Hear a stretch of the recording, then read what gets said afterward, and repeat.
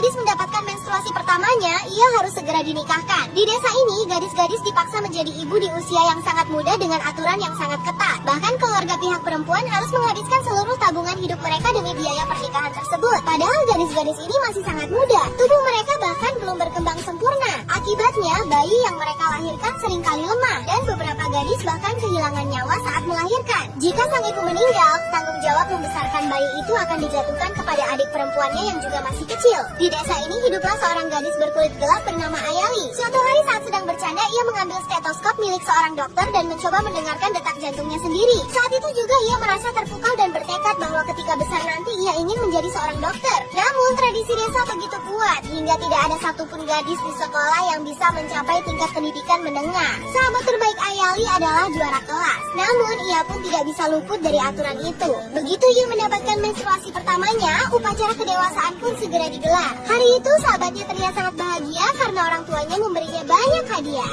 Melihat hal itu, Ayali justru merasa gelisah. Dengan rasa penasaran, ia bertanya kepada sahabatnya, "Bagaimana rasanya saat menstruasi datang? Aku belum pernah merasakannya sampai sekarang," kata Ayali. Ia bahkan mulai berpikir bahwa mungkin hal itu tidak nyata. Sahabatnya membayangkan bahwa setelah upacara tersebut, seorang pangeran akan datang dan mereka akan menjalani pernikahan seperti dalam negeri dongeng. Namun kenyataannya sangat pahit. Yang ia dapatkan hanyalah kerja keras di ladang, membersihkan kotoran hewan dan kelelahan setiap hari. Kesalahan kecil saja akan berujung pada makian dan pukulan. Sambil menangis, ia menceritakan semua penderitaannya kepada Ayali. Ia berkata, seandainya saja menstruasi itu tidak datang secepat ini. Mendengar hal itu, tekad Ayali semakin bulat. Ia memutuskan untuk mematahkan aturan tersebut. Namun keesokan harinya, Ayali merasakan sakit yang luar biasa di perut bagian bawah. Ia diam-diam menjauh dari keramaian, tetapi rasa sakitnya semakin menjadi. Ketika ia melihat bercak merah di kakinya, ia langsung sadar bahwa ketakutan terbesarnya telah tiba. Bayangan kehidupan sahabatnya terlintas di benaknya bekerja sepanjang hari tanpa impian.